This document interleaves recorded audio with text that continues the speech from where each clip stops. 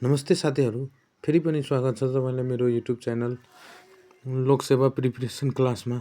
साथीहरू, ढिलो नगरी हाम्रो सिलेबसतर्फ लागौँ। अब हामीले यहाँ चाहिँ सिलेबस अनुसार सबै थोक पढ्नेछौँ अथवा सबै कुरा पढ्नेछौँ। साथीहरू, सबैभन्दा पहिला हामीले आफ्नो सिलेबस पहिला हेरिहाल्नु पर्यो हैन। सिलेबस चाहिँ यस प्रकार छन्। सिलेबस अनि फर्स्टमा चाहिँ जेनरल 1.1 मा जेनरल हैन, अनि त्यसपछि क्लासिफिकेसन अनि त्यसपछि प्रिन्सिपल अफ सर्वे, त्यसपछि सिलेक्सन अफ सुटेबल मेथड, अनि त्यसपछि scale, plan and map, entry into survey field book and label book. हस् त साथीहरू, हामी अब चाहिँ सिलेबसतर्फ लागौँ। सिलेबस चाहिँ हाम्रो यस प्रकार छन्। सिलेबस त हामीले अघि देख्यौँ, तर अब सिलेबस अनुसार अब लाग्ने हो। फर्स्टमा हाम्रो चाहिँ यो सर्वे हैन, सर्वे अब हामीले जुन सब्जेक्टको पढिरहेछौँ त्यो सब्जेक्टको अब हेर्नु पर्यो हैन। पहिला डिफिनिसन अनुसार जानु पर्यो हैन। डिफिनिसन चाहिँ यस प्रकार हो सर्वेको हैन। ल, सर्वेको सिलेबस, सर्वेको डिफिनिसन यहाँ चाहिँ सर्वे हैन। सर्वेको definition: the art of determining the relative position of distinctive feature on the surface of the earth or beneath the surface of the earth with the help of distance, direction and elevation। अर्थात् यो एउटा कला हो हैन। Survey एउटा कला हो जुन के निर्धारण गर्छ भने रिलेटिभ पोजिसन सम्बन्धित एउटा ठाउँ निर्धारित गर्छ। डिस्टिनेटिभ भनेको गन्तव्य हैन, गन्तव्य निर्धारण गर्छ हैन। On the surface of the earth, त्यो पृथ्वीको सतहमा पनि हुन सक्छ, or beneath the surface of the earth हैन, अथवा त्यो पृथ्वीको मुनि पनि हुन सक्छ। With the help of distance, direction and elevation. के को मद्दतले भने डिस्टान्स भने दूरी, डाइरेक्सन भने दिशा, एलिभेसन भनेको त्यो हाइट हैन, यसको मद्दतले। हस्त साथीहरू, आशा छ तपाईले यो राम्ररी बुझ्नु भएको होला। अब अगाडि लागौँ हैन क्लासिफिकेसन अफ सर्वेतिर। क्लासिफिकेसनमा हेरौँ अब के छ भने classification: the classification of survey are as follow. पहिला चाहिँ जेनरल क्लासिफिकेसनमा बेस्ड अन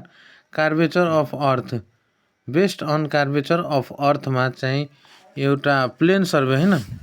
प्लेन सर्वे भनेको डिफिनिसन अनुसार यसको जानौँ हैन। Those survey in which the curvature of earth is ignore. त्यो सर्वे जसको कार्वेचर अफ अर्थको कार्वेचर चाहिँ इग्नोर गरिन्छ हैन, त्यसलाई हामी प्लेन सर्वे भनिन्छौँ। हामीले प्लेन सर्वे भनिन्छौँ। अर्थात् यसको अरू केले हैन। प्लेन सर्वेको अरू फिचर चाहिँ के हुन्छ? Low degree of accuracy required हैन, low degree of accuracy required. It consider less than 260 kilometre squared, less than हैन। प्लेन सर्वे छ। अब कसरी जनाउने यो प्लेन सर्वे हो भनेर? जसको कार्वेचर अफ अर्थ यो इग्नोर गरेको हुन्छ हैन। अब लो डिग्री अफ एक्युरेसी रिक्वायर्ड, यसमा लो डिग्री अफ एक्युरेसी रिक्वायर्ड हुन्छ।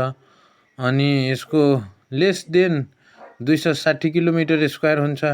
त्यसै गरी साथीहरू, जियोडेटिक सर्वे, यसको त प्लेन सर्वे थियो हैन। अब जियोडेटिक सर्वे भनेको यसको जस्ट अपोजिट हो के, just opposite. Those survey in which the curvature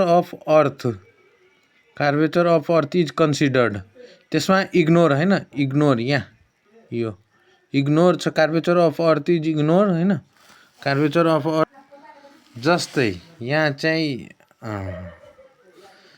यहाँ चाहिँ प्लेन सर्वेमा इग्नोर गरेका थियौँ हैन हामी त्यसै गरी यसमा जियोडेटिक सर्वेमा कन्सिडर गर्ने हैन यसकै जस्ट अपोजिट बुझिहाल्नुस् के जस्ट अपोजिट यसमा लो डिग्री अफ एक्युरेसी रिक्वायर्ड थियो एक्युरेसी चाहिँ यसको लो डिग्री थियो हैन त्यसै गरी यसमा अपोजिट चाहिँ हाई डिग्री एक्युरेसी रिक्वायर्ड हैन त्यसै गरी lace than 260 kilometre square required area consider 260 kilometre square less than हुन्छ हैन यसमा चाहिँ मोर देन हुन्छ हो साथीहरु अब सेकेन्डरी क्लासिफिकेसन तर्फ लागौं हैन सेकेन्डरी क्लासिफिकेसनमा के छ भने based on nature of field जसमा के छ भने land survey those survey in which no contact of water bodies हैन वाटर बडिज अर्थात जसमा पानीको कुनै उनै छैन हैन नो कन्ट्याक्ट त्यो पानीसँग कुनै मतलब नै भएन त्यसलाई हामी ल्यान्ड भने त्यो भूमि हैन भूमि भयो भने अब त्यो यसको पानीसँग त कुनै कन्ट्याक्ट नै भएन हो यो त्यसैले यो अब land survey further classified into three parts they are topography survey अब पढौँ है टोपोग्राफी सर्वे यो पढाउनु भन्दा पहिला चाहिँ एउटा यो टोपोग्राफी सर्वे टुप्पो हैन पहाडको टोपो